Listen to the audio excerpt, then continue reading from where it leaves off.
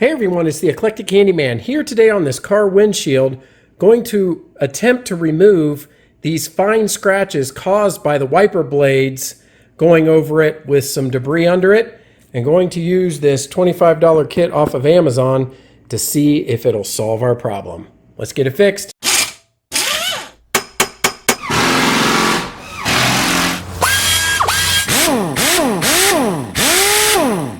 All right, to begin, I have masked off the car, but this is not a hard requirement. I just don't know what this polishing compound paste is going to do. It took me all of 5 to 8 minutes to do this. I just used a little bit of a like a clear drop cloth and painted off the section that I want to work with.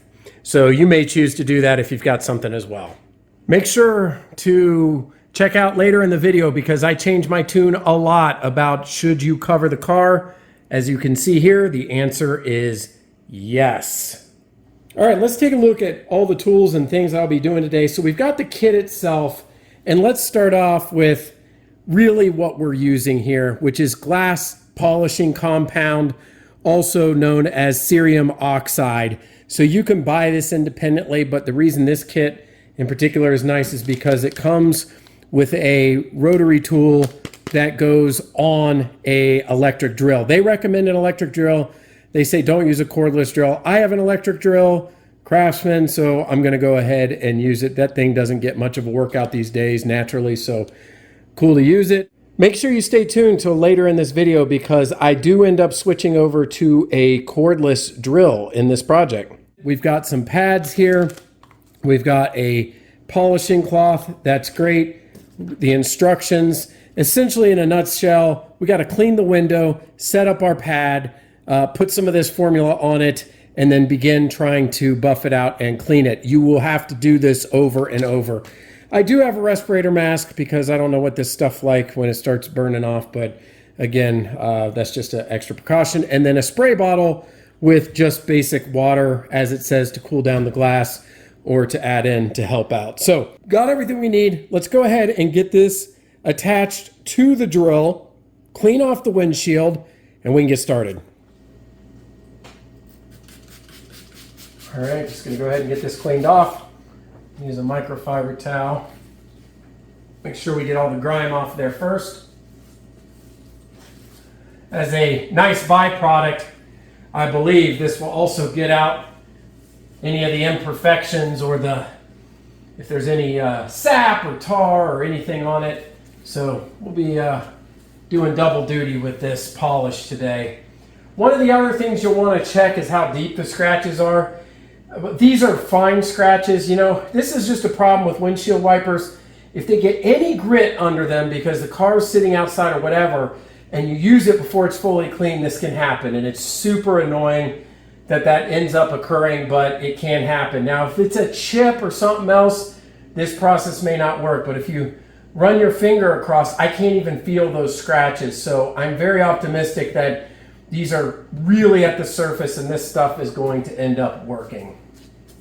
All right, so we've got the applicator pad all set up. By the way, funny fact here, this nut to secure it is some crazy size. 11 millimeters too small, 12 millimeters too big, 7/16 inch is too small, ½ inch is too big. It's like some 11.5 millimeter nut or something. Doesn't really matter. You can use an adjustable wrench. I just find it hilarious. Whatever they use that is some very peculiar size. All right, I'll set up in the drill. And it says to use about a teaspoon on there. Probably not an exact science. So let's get into it.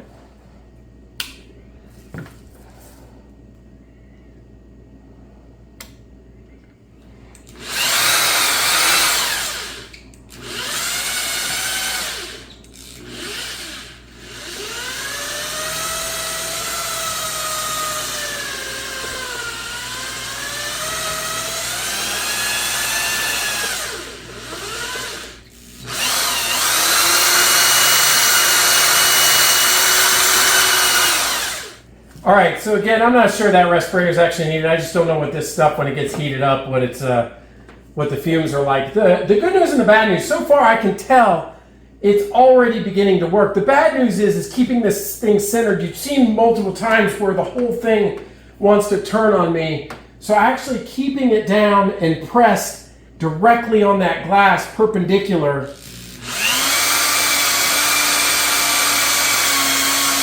Yeah, because once it starts going around in a big circle and lose control of it, you know, again, I'm not a pro at this. I'm sure there are some techniques to help with that process. I'll put some more on here.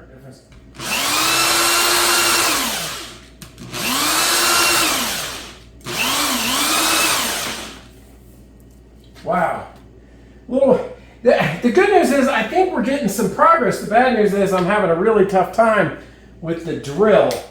I also wondered if it was because maybe this was crooked in there, but I've already checked that, so that is not the issue. It's just a matter of keeping it perpendicular and getting it on that line there.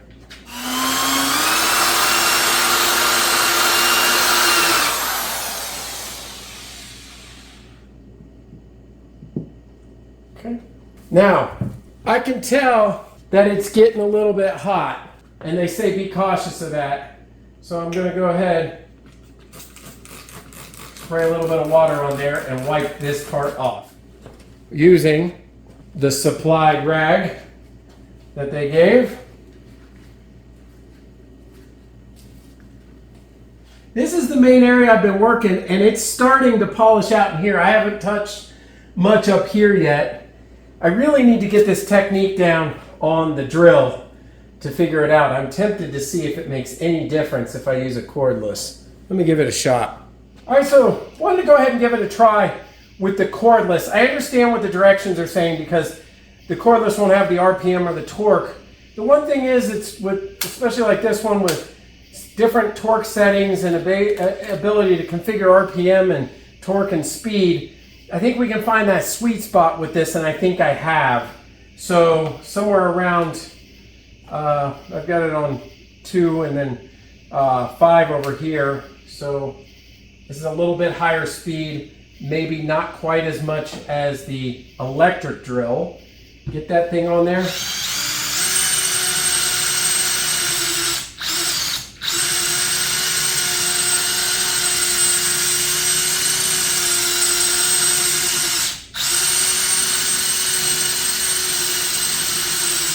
As you can see, it still wobbles and it has some of that problem where when it's not perfectly perpendicular, or if it starts to get smooth, it starts to jerk on you.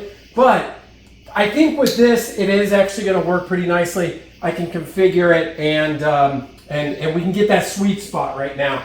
I will say, after looking at this, I think it was good masking it off. There is splatter everywhere. So if you don't want that stuff on your car, make sure that you do mask it off. Periodically, I'm going to go ahead, spray it off with some water, cool it down, and get this off. Kind of get a sense for the temperature of the glass. And as I've read and seen, that this is a process of patience and doing this several times over. Now that I've got the technique down, I'm going to keep at it using that same. Let's see where we get.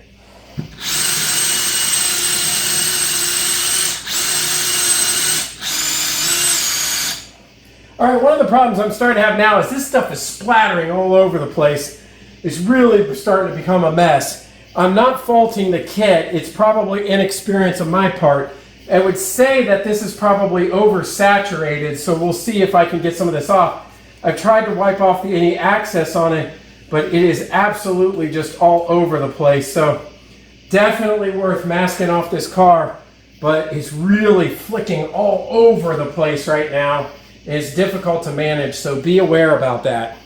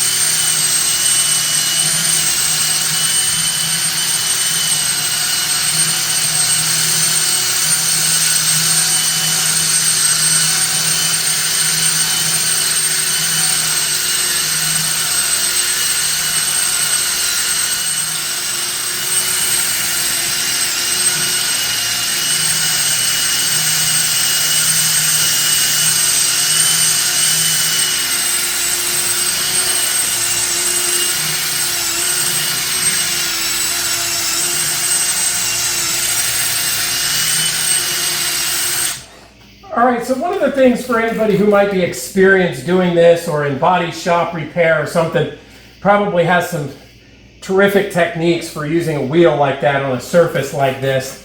I totally racked this up to being a novice at this particular repair, but I'm still giving it the best shot. Now, I did find that using water did help quite a bit.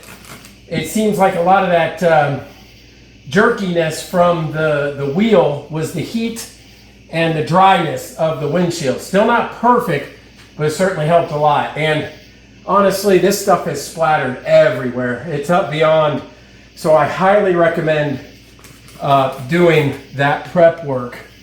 Might have to get a new towel here, but I think we're making some improvements here. I hope so, because I'm making a mess. So this better be worth it. All right, so I've already done it like 3 or 4 times, and it is beginning to work. Like, you can still see some right here, but it is definitely chipping away at the problem. I can still see some right here. So, but I've been mainly working in this area, and that's starting to look pretty good. Some of that smudging is on the inside of the window. Let me take a different angle here. All right, so from this angle, you can still see some in that area, but that's difficult because I'm having to stretch out to get those. So it's working, but it's multiple times of doing this procedure. One of the things I have found that has helped is kind of going in an up and down motion like this. So instead of just kind of going like I did at first, I go up and down. And water is definitely helping. Now, one of the things about the water is when it dilutes it, it's definitely making it messy. I mean, you can see the splatter over here. I welcome anybody who is a pro at doing this, leaving any tips in the comment section below. But I would say I'm pretty typical for who would be trying this at home and buying a kit, or that ceram oxide, like to make these kinds of corrections, is one that doesn't have a ton of experience. And so I'm pretty indicative of someone who would be trying that. But if anybody has any tips, feel free to do it. I'm going to do it a couple more times. Another thing you're going to want to do is have a full roll of paper towels, because every time in between I'm cleaning this off. So make sure you have that as well. And we're going to look at the final results. Let me get back at it.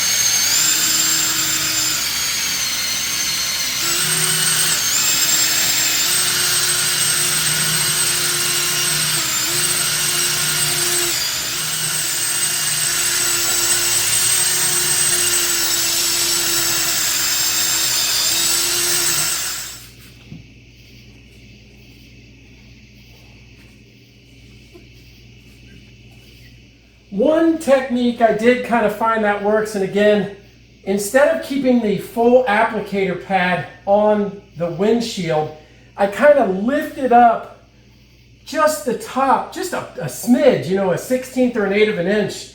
So it was kind of using the bottom 3/4. That seemed to allow me to keep it, as you can see from these marks right here, without wobbling. Every time I get the whole thing down, that's when it would start making it very difficult to control. By lifting it up just a little bit, and again, I don't know if that's like sanding with discs, 101 or 100 or something like that, but again, just figuring out things as I go along. If you keep the kind of the top edge lifted just barely off, I was able to maneuver it much better.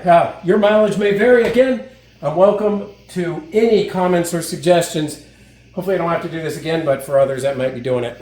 On my Craftsman cordless here, I found that the higher torque on 2 and about the RPMs around 6 was a sweet spot for doing this project. So you want to experiment around with yours with different speed and torque to see that you get that sweet spot where you can keep the drill steady, but you're still making some progress cutting into the windshield and polishing it. All right, everyone, I am finished up, and I will say that was not one of my favorite projects ever. That was a lot of elbow grease, and I'm not joking. I probably did the entire process 12 times at least. But I can say with enthusiasm that I think we have a fix for our windshield. I am not using any specific angles to try to hide it. It is looking, I would give it a 95% better. And that to me is probably almost 100% because you can barely see what's left. There was like just a little bit right here. You can see I could probably work this corner a little bit harder. But other than that, like I really tried for the driver viewable areas and it's just fantastic. But it's tough, you know, and the real magic behind it again is the glass polish as it shows right here. This is cerium oxide. So you can get larger bottles of that. I saw one from 3M that was pretty big. I'm sure like body shops and repair shops probably have that, but this was super labor intensive. Like I'm happy because I only have about $30 invested between this and some of the materials. I'm sure this would be pretty expensive by the hour. A lot of places probably just say replace the windshield. Might be cheaper, but in our case, I'm really happy with the results. Again, this was not trivial. I'm sweating like crazy. It's splattered everywhere. Could I have done it in less attempts if I didn't cut it with the water? Possibly. For me though, the water was what made the difference to be able to go in runs up and down and kind of get in the technique with the drill and to go over and over. By the end, it was more about my forearms burning than anything else. I could probably do each layer in about 7 minutes. It was, I got it down packed. Several minutes to do the application, clean it off. I went through a ton of paper towels and rags. It gets saturated with this stuff. It doesn't disappear. And then go again and again and again and again. And so one of the things I was like, maybe I'll just do it another day, but you don't want to have to wrap the car again and do all this stuff. So just keep at it and go for it. Was the kit worth it? Yeah, I'd say so. You know, I've seen some other YouTubers use this same kit. The thing about it is it comes up one of the first results on Amazon, and that's why I bought it. I'm not sponsored by them. Again, there's nothing specific about this kit. It's that formula in the glass polish. So if you want to buy this independently because you already have the wheel and the polishing cloths and all the things you need, then you don't need this kit. But if you don't have anything like I didn't, it's a good way to get it going. I'll leave a link for it. I looked at a bunch of different ones, but I think overall, the real trick to this is you're going to have to just do it over and over and over. So do it yourself 10 to 12 times. Anyway, I'm pretty happy with the results. Maybe you need to give it a shot. Just be ready to be patient. Again, a lot of elbow grease, some time, some sweat, but you'll get that windshield looking clear. And I am now super precautious about wiper blades. I've been driving for years and years and years and years, but I'm telling you what, if the car sits outside, I'm just going to run a wet paper towel up and down those to make sure that doesn't happen again. Anyway, I hope you found this useful. And until next time, this is the Eclectic Handyman. We'll see you later.